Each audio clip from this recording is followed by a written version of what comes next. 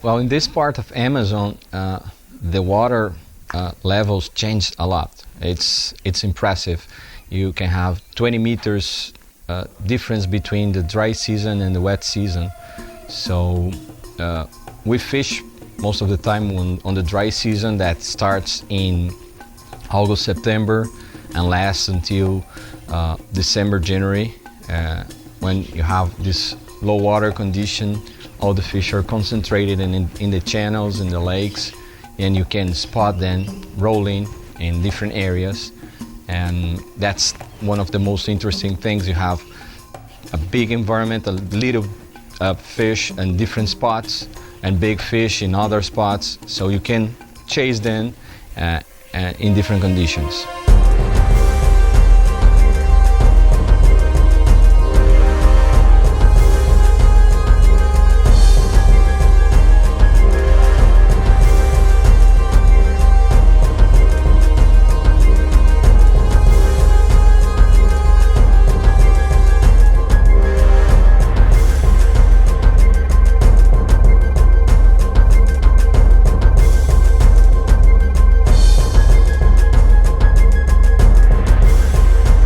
This is the Mamiraua Reserve.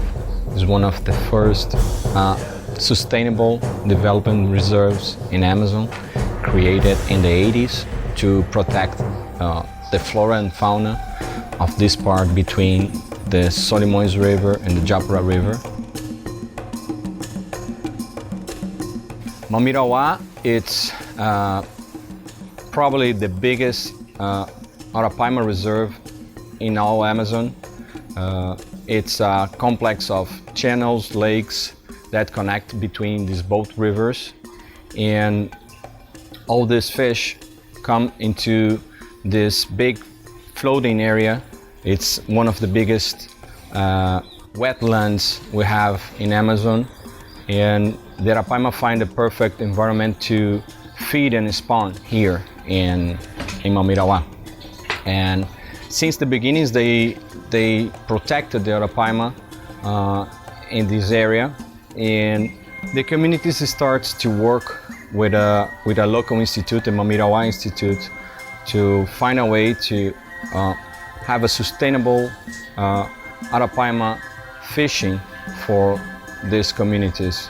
It's a commercial fishing they do on the sides of the reserve, and the core of the reserve right here in Mamiraua Lake, it was always protected for any kind of activity.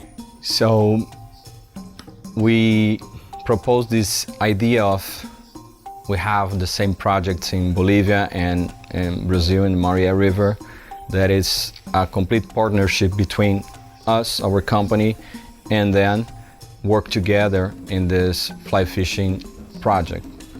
They like it pretty much, the idea, and they agreed to work with us together, and then that all begins.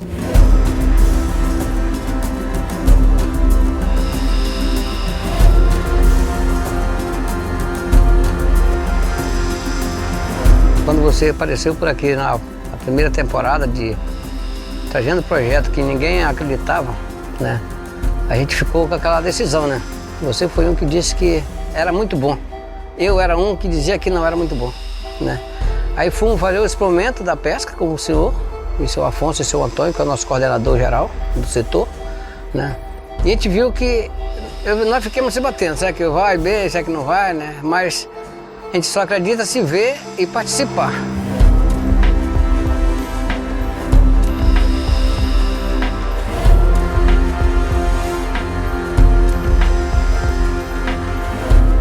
It's very good to see how the project, the model we developed many years ago in other locations is expanding now to different places in the Amazon with the same idea, locals or natives working in a partnership with us, and everything is moving and going on and having success.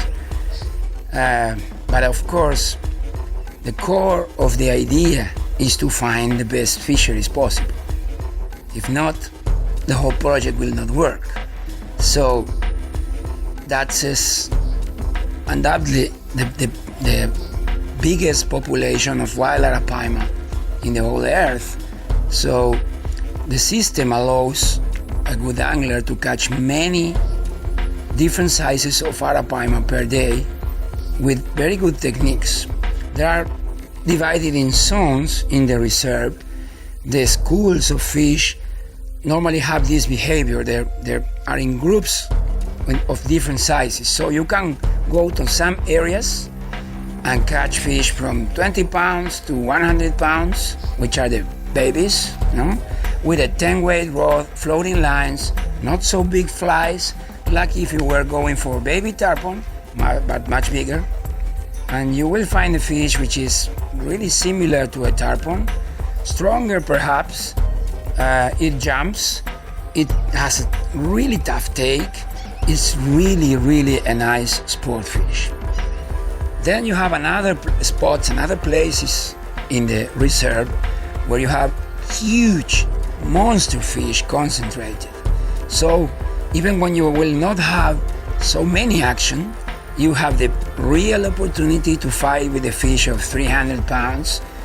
You will need to use, of course, a 12-weight rod and sinking lines and bigger flies, but the opportunity is there. We were very lucky in this trip. We caught some really big fish and create some opportunities to film it. So I think it's really something very new, very interesting for a serious angler. And then you have another species. For example, in my own opinion and also Rodrigo's opinion, the Arowana is one of the most interesting sport fish you can find in the Amazon.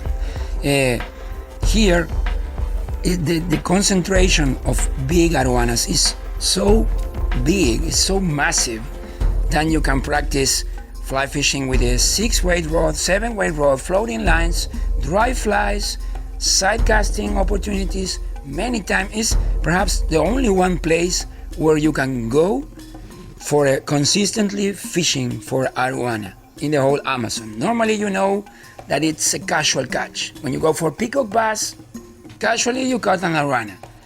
Here, if you go for the Arowana, you can have 10, 12 fish per session, which is a lot.